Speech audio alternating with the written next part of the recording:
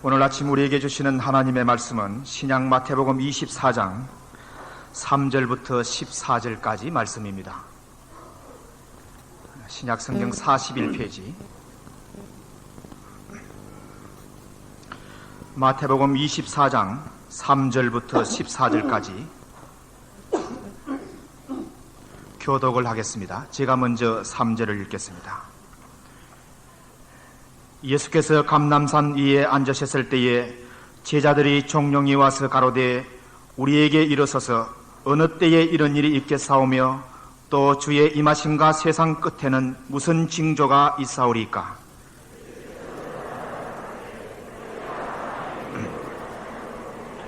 많은 사람이 내 이름으로 와서 이르되 나는 그리스도라 하여 많은 사람을 미혹케 하리라.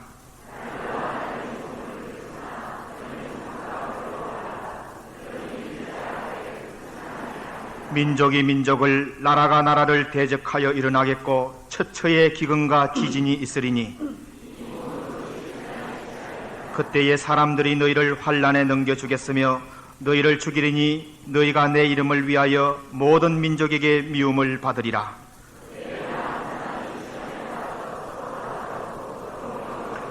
거짓 선지자가 많이 일어나 많은 사람을 미혹하게 하겠으며 2절을 같이 읽겠습니다. 그러나 끝까지 견디는 자는 구원을 얻으리라. 이 천국 복음이 모든 민족에게 증거되기 위하여 온 세상에 전파되리니 그제야 끝이 오리라. 교독하신 말씀을 가지고 마지막 때의 징조라는 제목으로 목사님께서 말씀을 선포해 주시겠습니다. 오늘부터 마태복음 24장을 공부하게 됩니다. 이 마태복음 24장은 특별히 25장과 함께 마지막 때에 관한 하나님의 말씀입니다.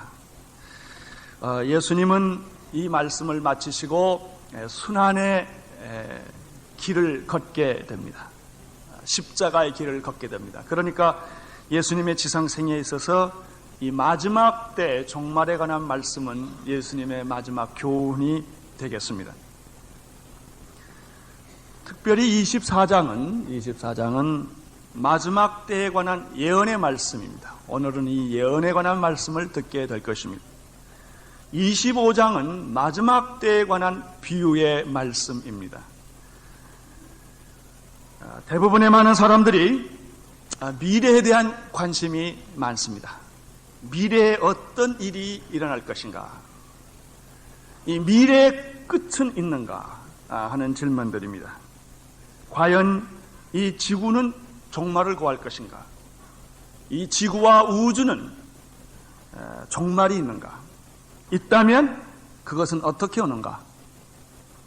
그리고 그것은 언제 오는가? 하는 끊임없는 질문들을 하게 됩니다. 특별히 그리스도인들은 이 종말에 대한 관심이 많습니다. 종말에는 두 가지 종말이 있습니다. 개인적인 종말입니다. 개인적인 종말은 바로 여러분이 이 세상에서 삶을 끝나는 날이 바로 여러분의 개인적인 종말입니다. 내 개인적인 종말이 있듯이 우주에도 종말이 있습니다. 우주의 끝이 있는 것입니다. 성경은 처음부터 끝까지 우리들에게 분명히 말하는 것이 있습니다. 그것은 시작이 있듯이 끝이 있다. 우리가 이 세상에 탄생을 했듯이 세상에 죽는 순간이 있다. 이 세계가 시작한 날이 있듯이 이 세계가 끝나는 날이 있다고 성경은 여러 번 모든 곳에서 말씀하고 계십니다. 종말만 있는가? 이 세상이 끝이면 그것으로 끝이 나는가? 성경은 그렇게 말하지 않습니다.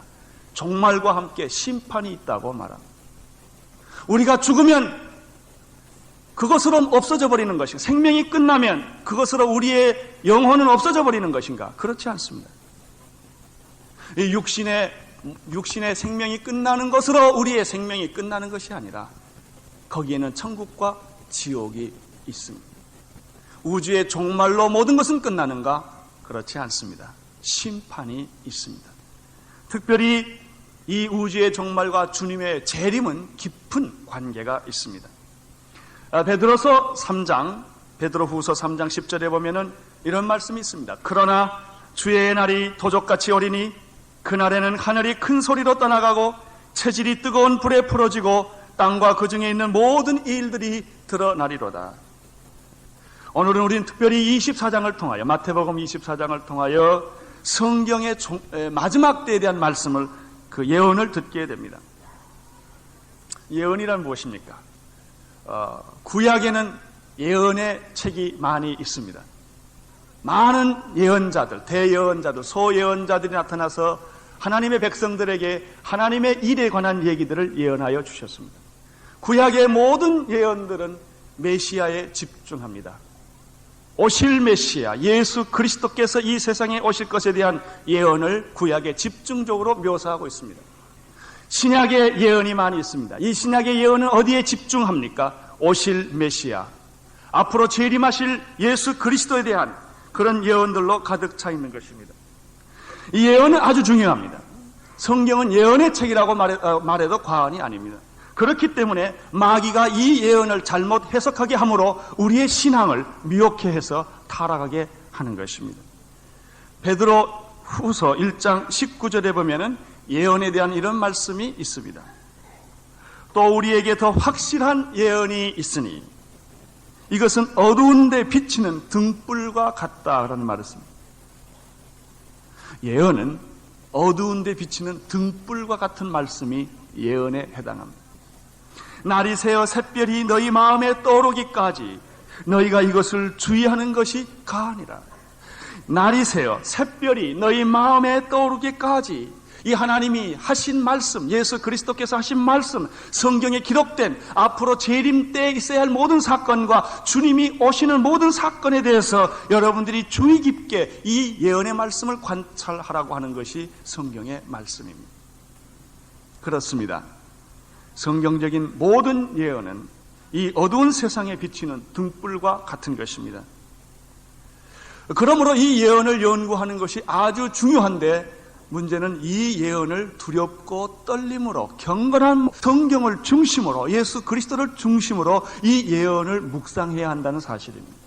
이 사실에 대해서 베드로후서 1장 20절과 21절의 예언을 대하는 태도에 대해서 다음과 같이 말씀하여 주셨습니다. 먼저 할 것은 성경의 모든 예언은 첫째 사사로이 풀 것이 아니라고 말했습니다. 이 단어는 어디서 나옵니까? 하나님의 예언을 사사로이 풀 때 나옵니다. 성경 중심으로 풀지 아니하고 자기 중심적으로, 인간적으로 어떤 자기의 철학과 어떤 자기의 이상과 어떤 자기의 목표를 가지고 그것을 성령의 도우심 없이 이것을 풀어갈 때, 악령의 도움을 받아서 풀어갈 때 이단이 생기는 것입니다. 예언은 사사로이 풀지 말라고 성경이 말하고 있습니다. 예언은 어떻게 생겼습니까? 예언은 언제든지 사람의 뜻으로 난 것이 아니요 오직 성령의 감동하심을 입은 사람들이 하나님께 받은 것이라고 말했습니다. 그러므로 우리가 하나님의 이 예언을, 특별히 종말의 예언을 공부할 때 성령의 도우심을 간절히 사모해야 합니다. 성령의 인도하심을 받아서 이 하나님의 예언의 말씀을 받아야 할 것입니다. 특별히 잘못된 영을 받아서 이 종말에 관한 예언을 하는 사람들이 요즘 유행병처럼 세상에 가득 차게 되었습니다.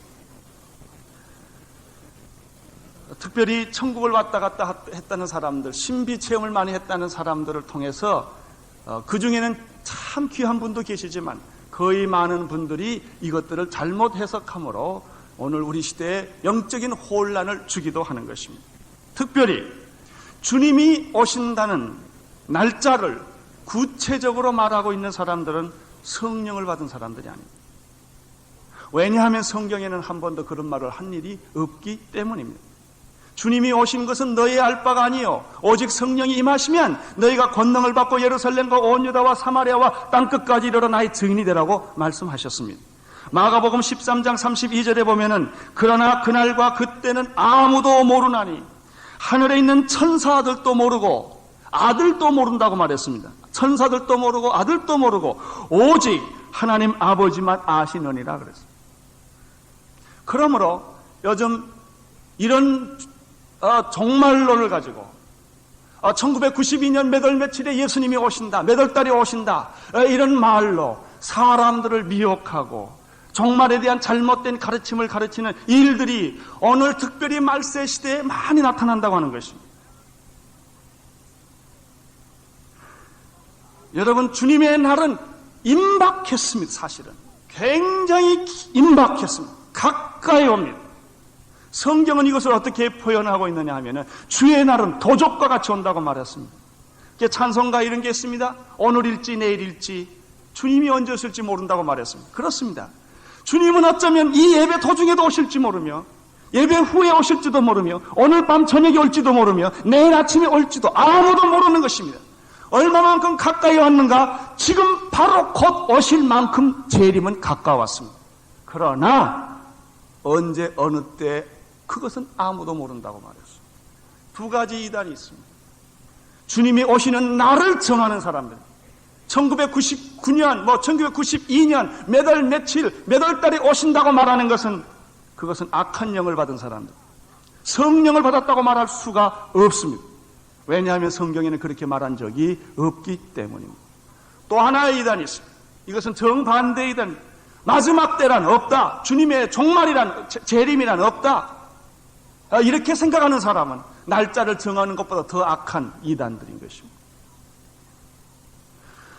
그러면 경건한 그리스도인, 종말에 대해서 참된 신앙을 가지고 있는 그리스도인은 이 종말에 대해서 어떤 태도를 취해야 옳은 것인가?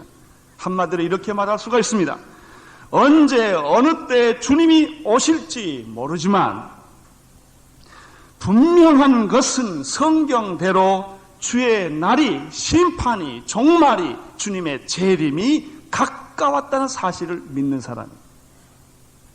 언제 어느 때라고 못 박는 것이 아니라 지금 당장 이 시간에라도 주님의 재림이 임할 것을 기대하는, 오늘일지 내일일지 아침일지 저녁일지 한 달일지 1년일지 2년일지 100년 줄이는 몰라요. 그러나 분명한 것은 주님의 오실 날이 임박했다는 사실을 깨닫고 지혜로운 다섯 처녀처럼 기름을 준비하여 잠자지 말고 게으르지 말고 깨어 기다려서 열심히 천국 복음을 전하는 사람이에요. 이분이 참된 성도인 것입니다. 3절을 보겠습니다. 같이 읽겠습니다. 예수께서 감난산 위에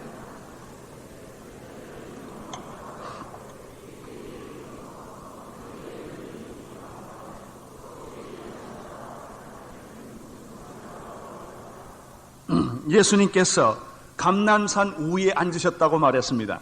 이 감난산은 예루살렘 성 이 동편 저쪽에 있는 산입니다. 예수님께서 감난산 위에 올라가 앉으셔서 예루살렘을 응시하고 계셨습니다. 이때 제자들이 조용히 예루살렘을 보고 계시는 예수님 앞에 여기 조용히 왔다고 그랬어요. 특별히 조용히 왔다고 말하는 그 뜻을 좀 우리가 해석해 보면 두렵고 떨림으로, 그런 게 있죠. 누가 화를 내면, 화가 잔뜩 나 있으면 까불고 못 가잖아요. 그 사람이 또 무슨 반응을 보일지 몰라서 굉장히 조심스럽게 가는 것처럼 이 사람들이 지금 예수님 앞에 조심스럽게 가는 것입니다.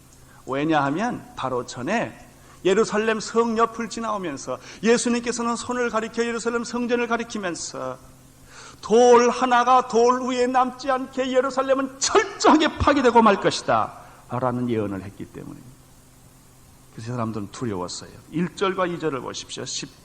마태복음 24장 1절과 2절 같이 읽겠습니다. 예수께서 성전에서 나와서 가르칠 때 제자들이 성전 건물들을 가리켜 보이되 대답하여 가라사대 너희가 이 모든 것을 보지 못하느냐? 내가 진실로 너희에게 이르노니 돌 하나도 돌 위에 남기지 않고 다 무너뜨리우리라. 이 말씀을 하시고 예수님은 감난산에 올라가셨습니다. 예루살렘아 예루살렘아 하고 한탄하시며 애통하시며 눈물 흘리시던 그 예수님, 예루살렘의 멸망을 예수님께서 예언하시던 그 예수님이 다시 감난산에 올라가셔서 예루살렘 도성을 보면서 조용히 침묵하고 계셨던 것입니다. 이때 제자들이 예수께 나와서 첫 번째 질문을 던집니다. 예수님, 그렇다면 언제 이런 일이 일어나겠습니까?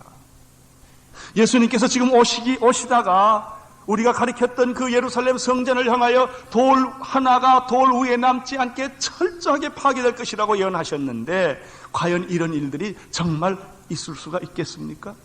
82년 동안 심혈을 기울여서 지었던 그 성전, 돌 하나가 어마어마하게 상상할 수 없게 그 큰 돌로 만들었던 예루살렘 성전이, 백향목으로 지은 그 예루살렘 성전이 과연 허무하게 무너질 수 있다는 말입니까? 하는 이야기입니다. 그래서 그들은 예수님, 이런 일들이 있을 수 있습니까? 있다면 언제 이런 일이 있을 수가 있겠습니까? 라고 질문했습니다. 이 예언은 실제로 역사적으로 이루어진 예언입니다. 주후 70년 정확하게 예루살렘은 철저하게 파괴를 당했습니다.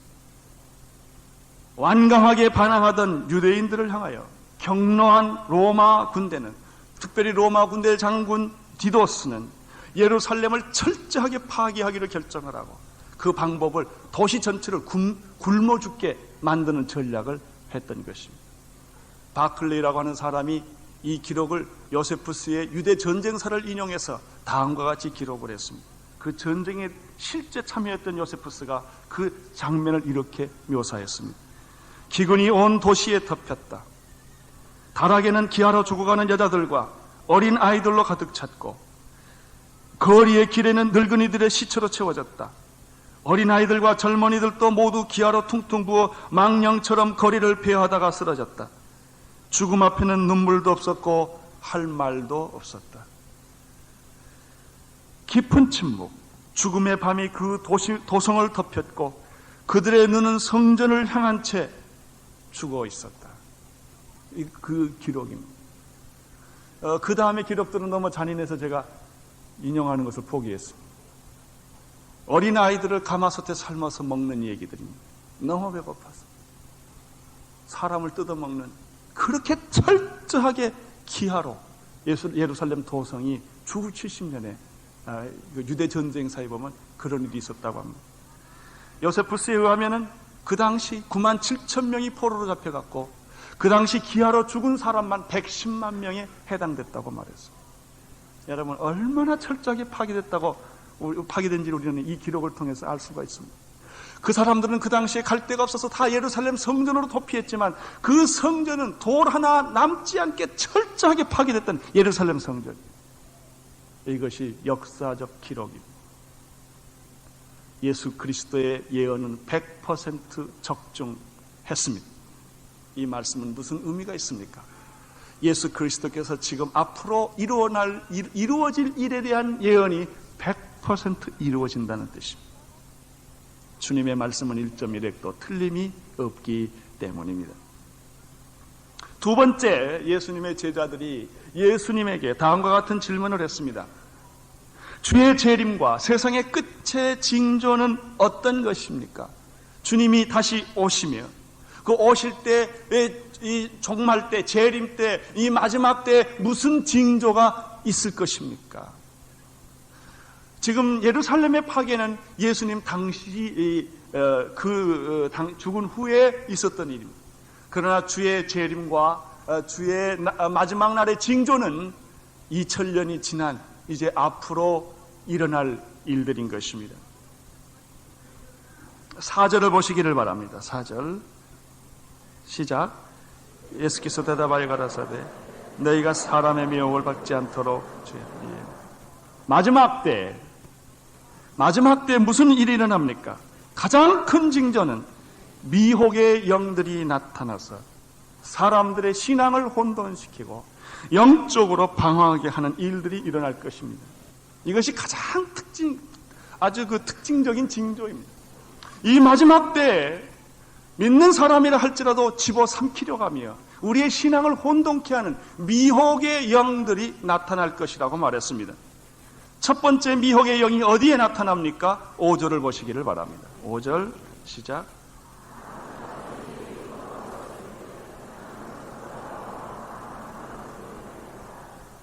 거짓 그리스도가 나타납니다. 자칭 그리스도라고 하는 사람들은 초대교회 때부터 있었습니다. 그리고 지금까지 있습니다. 그러나 말세 때 자칭 그리스도라고 하는 사람들이 많이 나타날 거라고 성경은 말하고 있습니다. 자칭 그리스도라고 말하는 사람이 우리나라에 제일 많습니다. 세계 어느 나라보다 통계를 보면 대한민국에 자칭 예수라는 사람이 참 많습니다. 그 대표적인 예가 전도관을 일으켰던 박태선 장로일 것입니다. 이 자칭 예수 그리스도라고 하는 아주 이런 사탄의 왕과 같은 역할을 하는 사람이 통일교의 문선명 씨일 것입니다. 그는 자칭 자기가 예수 그리스도는 실패했고 자기가 성공한 예수 그리스도로 다시 태어났다고 말하는 사람입니다. 옛날에는 이것들을 숨기면서 말했지만 요즘은 드러내고 이야기를 하고 있습니다. 이런 그 자칭 예수 그리스도라고 하는 이런 박태선, 문선명 씨와 같은 분도 있지만 조무래기 예수들도 많습니다. 큰 영향을 미치지 못한 과천의 무슨 어린종이라든지 이런 사람들 JS라든지 이런 사람들 전부 다 조무래기 예수 자칭하는 사람들입니다.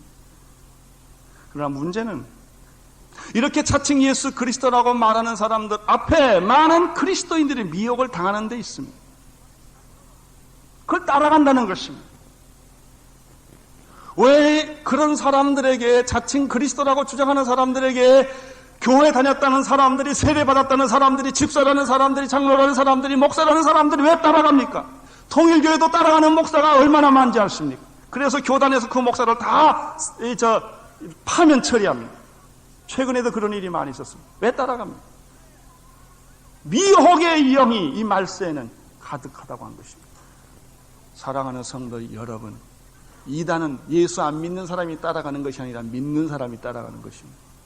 이단은요, 예수 안 믿는 사람에게 전도하는 법이 없습니다. 믿는 사람들에게만 전도하는 게 이단입니다.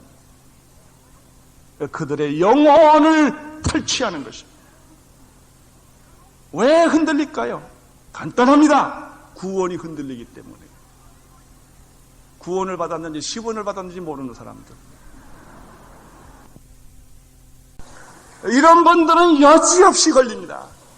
미혹의 영 앞에 걸리지 않을 수가 없습니다. 그러므로 오늘 여러분의 구원, 여러분이 받은 구원을 확인하셔야 합니다.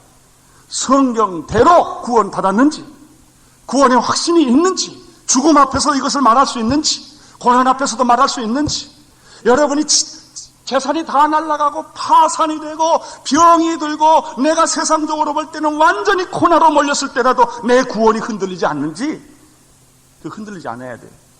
내가 암에 걸렸어도, 내 사업이 부도가 났어도, 내 집안 식구가 다 떠났어도 하나님이 나를 구원하신 이 구원은 흔들리지 않아야 돼요. 오늘 구원이 흔들린 사람 빨리 회개하시고 성경 읽기를 바랍니다.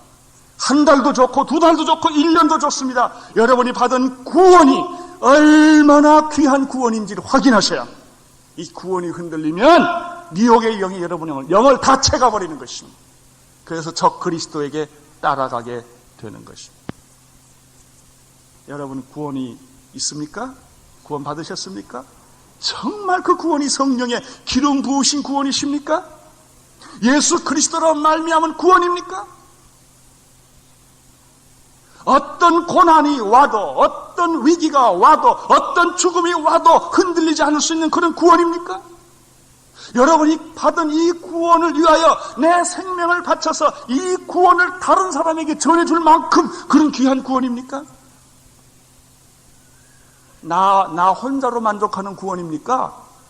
여러분이 정말 구원을 받았다면요, 이 자리에 못 앉아 있어요. 예수 그리스도를 전하지 않으면 견딜 수 없는 이 불타는 마음이 생기는 것입니다. 이게 선교예요. 이게 전도예요. 정말 구원이 있다면 구원을 받은 채로 만족해지지 않습니다. 내가 받은 구원을 전하지 않으면 견딜 수가 없는 것입니다. 두 번째 나타나는 징조가 있습니다. 말세의 징조는 6절에 나타납니다. 읽어주십시오.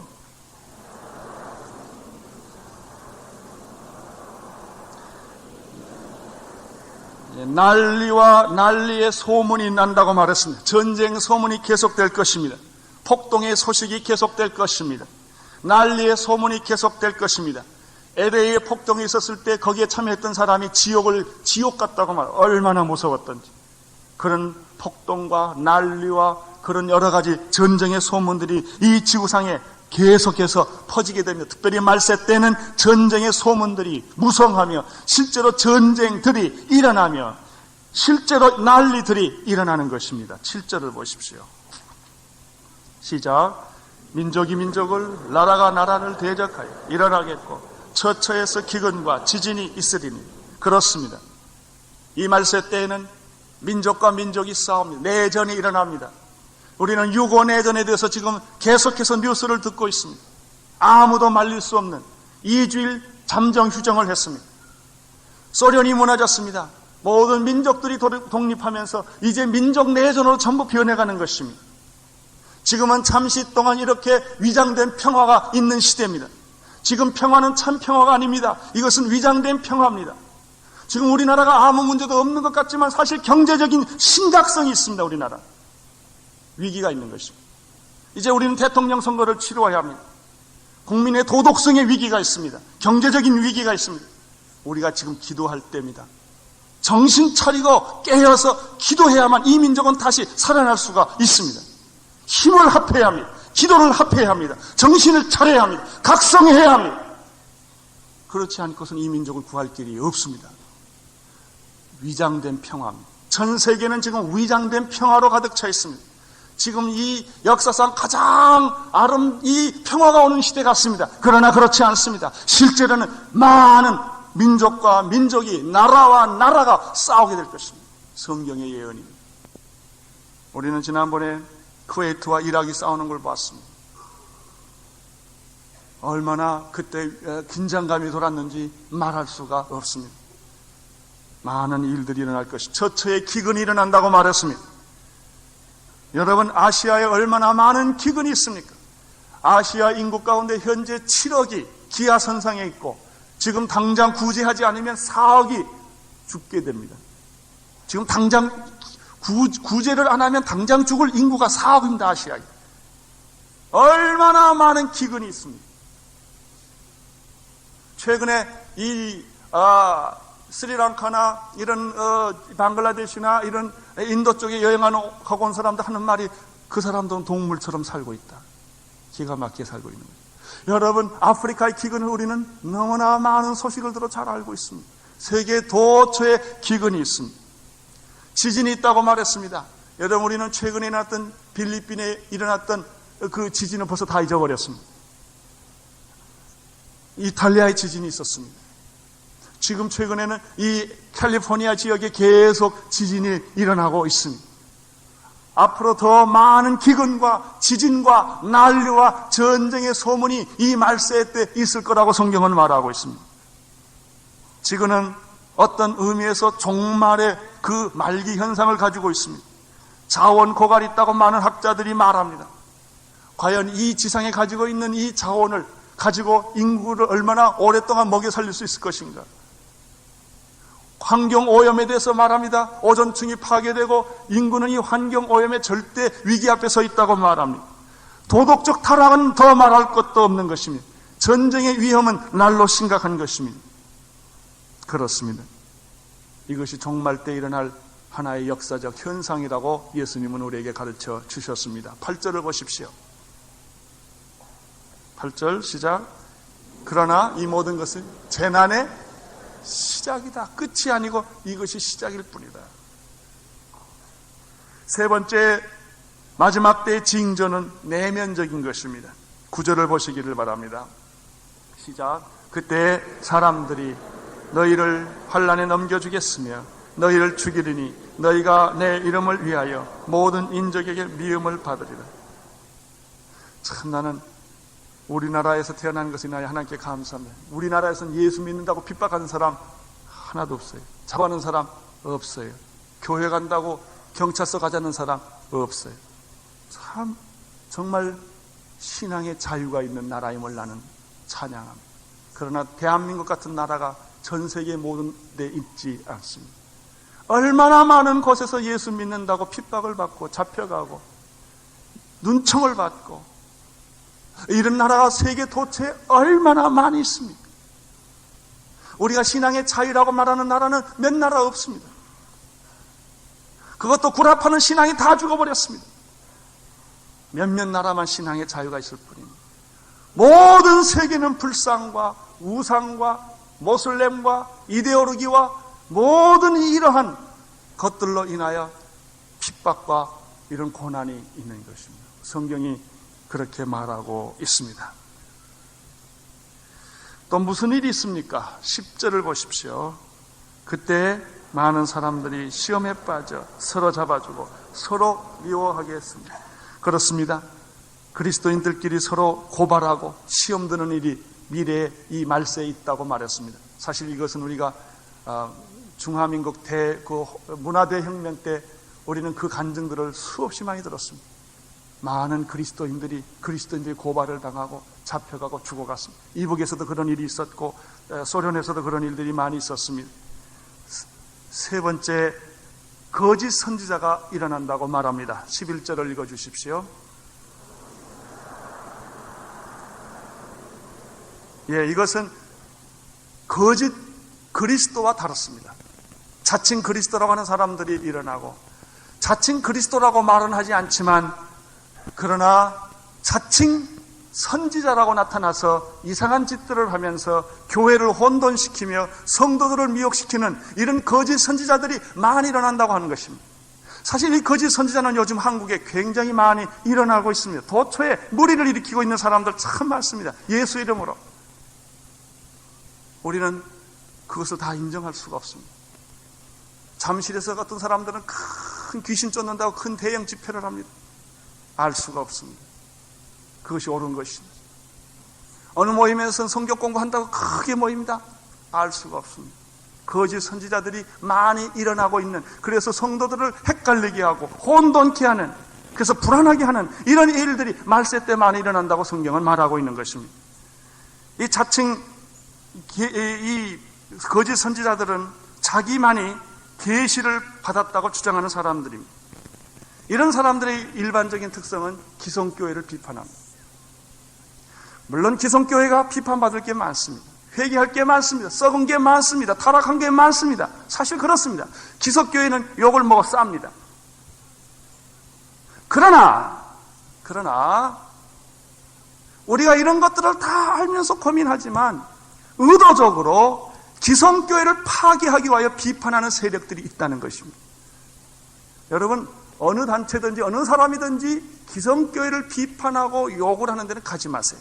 거기는 거짓 선지자의 확률이 아주 높은 데입니다. 기성교회를 파괴함으로써 자기 집단이 성장하는 것입니다. 우리 기성교회는 회개해야 합니다. 우리 교회는 더 거듭나야 합니다. 그건 사실입니다. 회개할 것 많습니다. 그러나 주님께서 이 영광스러운 자기의 몸을 주님 오실 때까지 이 몸을 지상에 두신 것입니다. 우리는 그러므로 이 교회를 보호할 책임이 있는 것입니다. 우리는 잘못된 교회는 우리가 들어가서 개혁을 할 필요가 있는 것입니다. 그러나 교회를 비판하고 없애서는 안 되는 것입니다. 마귀는 어떻게 합니까? 교회의 약점을 파고 들어와서 교회를 분쇄해버리려고 하는 것입니다. 교회의 힘을 약화시켜버리려고 하는 것입니다. 이것은 사탄의 역사입니다. 우리는 그것을 알아야 합니다. 교회는 회개하고 개혁해야 합니다. 그러나 의도적으로 교회를 비판하고 교회를 무시하고 교회를 멸시함으로 말미암아 우리의 신앙의 고향을 흔들어버리려고 하는 것은 분명한 사탄의 짓들입니다.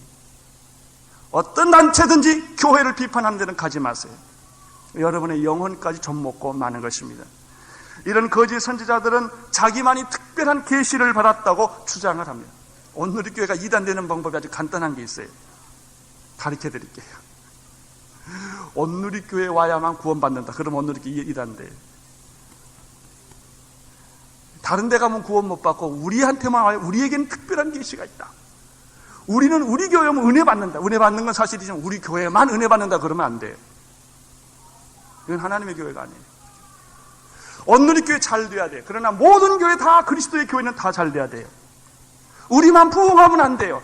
한국에 있는 모든 그리스도인들의 영적 부흥이 일어나야 돼요. 이 하나님의 교회예요. 자기만 특별 계시를 주었고 자기에게만 특별한 은혜를 주었고 자기에게만 특별한 능력을 주었다고 주장하면 거짓 선지자가 될 확률이 많습니다. 조심하십시오. 그렇게 말하는 사람들 조심하십시오. 이런 사람들은 이상한 칭호들을 많이 씁니다. 그래서 자칭 선지자, 자기 예언자다, 선지자 이런 말 잘 쓰기를 좋아하고 선생이라는 말 쓰기 좋아합니다. 무슨 선생. 또 지도자, 성경에는 선생이나 지도자라는 말 쓰지 말라고 그랬어요. 근데 자기가 선생이라는 칭호 쓰기 좋아하고 지도자라는 칭호 쓰기 좋아하고 선지자다, 예언자다, 특별 계시 받았다 이런 말들을 하는 사람들은 거짓 선지자가 될 확률이 많은 이런 부류의 사람들입니다. 이런 사람들이 말세 때 많이 나타난다고 성경은 말합니다. 네 번째 보면은 12절 13절 읽어주십시오.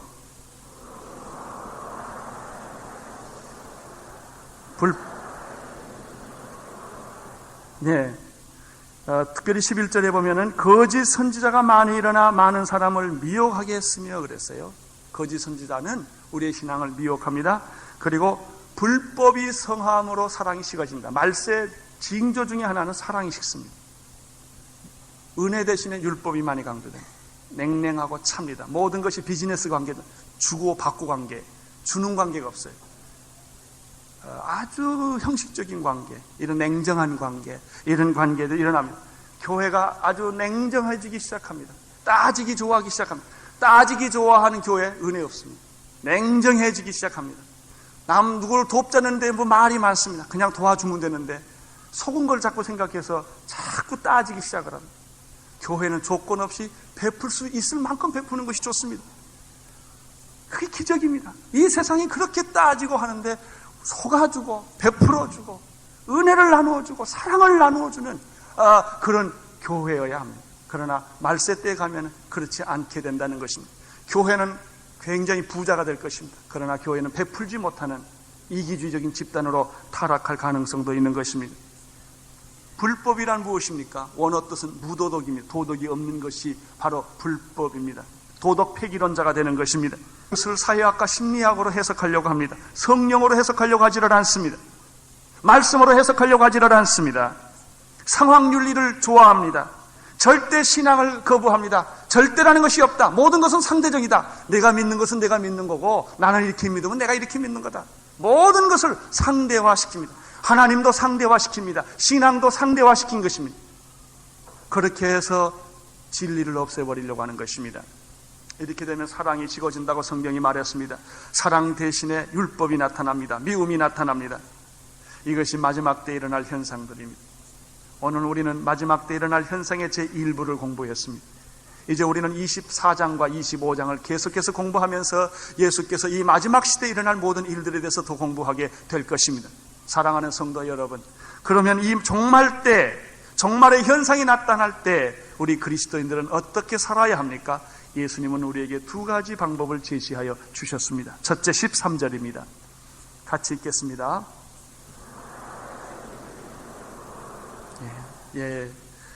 거짓 그리스도, 전쟁과 난리, 기근, 종교적 핍박과 고난, 거짓 선지자의 등장, 불법과 사랑의 식음, 이런 모든 현상들이 일어날 때 그리스도인들은 이 시련 속에서도 흔들리지 않고 믿음에 미혹받지 않고 굳게 서서 끝까지 견디라고 하는 것입니다. 어떻게 견딜 수가 있겠습니까? 말씀으로 밖에는 견딜 수가 없습니다. 여러분, 이제 여러분의 신앙의 고향을 정리를 하셔야 됩니다. 여기 왔다 갔다 하게 되면 여러분의 신앙은 뿌리를 내리지 못하게 됩니다. 지금은 미혹의 시대입니다. 악한 영이, 미혹의 영이 우리의 신앙을 흔들어 버리려고 할 것입니다. 여러분, 우리는 신앙에 굳게 서야 합니다. 말씀에 굳게 서야 합니다. 예수 그리스도에 굳게 서야 합니다. 여러분, 예수 믿는 것으로 만족해서는 안 됩니다. 훈련을 받으셔야 합니다. 훈련을 받으셔야 합니다. 말씀 배우셔야 합니다. 철저하게 배우셔야 합니다. 여러분, 생활 훈련해야 합니다. 절제해야 합니다. 그래서 흔들리지 않는, 시험 들지 않는 능력 있는 그리스도인이 되어서 이 마지막 날 때 끝까지 견딜 수 있는 성도가 되라고 예수님은 말씀하여 주셨습니다. 훈련받지 않는 성도님들, 오늘부터 훈련받게 결정하십시오. 우리 온누리교회에서 하는 말 있죠? 배우든지 가르치든지. 배우기 싫으면 가르치세요. 가르칠 자신 없으면 배우세요. 배우는 게 자존심이 상하면 가르치세요. 중간에 있지 마세요. 교회 주일날 한 번 왔다 갔다 하고 여러분의 신앙을 누가 보장할 수 있습니까? 그렇죠? 이 미혹의 시대에 주일날 여기 예배 한 번 드리고 오는 여러분의 신앙, 하루에 30분 성경 안 읽고 기도하지 않는 여러분의 신앙을 누가 보장할 수가 있겠습니까? 아무도 보장 못합니다. 훈련되지 않는 성도들을 누가 보장할 수 있겠습니까? 마귀가 와서 다쳐가는데, 물질이 와서 여러분을 공격하는데, 세상의 모든 유혹이 여러분을 휩쓸어가는데 여러분 견딜 자신 있습니까? 주일날 설교 한번 듣고 여러분의 신앙이 지켜질 자신 있습니까? 어림도 없는 소리입니다. 새벽마다 와서 기도하십시오. 성경 앞에 무릎을 꿇으십시오. 겸손하게 배우십시오. 훈련을 받으십시오. 그래서 여러분의 신앙이 말씀 안에 든든히 설 수 있도록 지키셔야 합니다. 이단에 흘러가는 사람들은 거의 예외 없이 훈련받지 않는 사람들. 두 번째, 예수님은 우리들에게 14절의 말씀을 해 주셨습니다. 읽어 주십시오.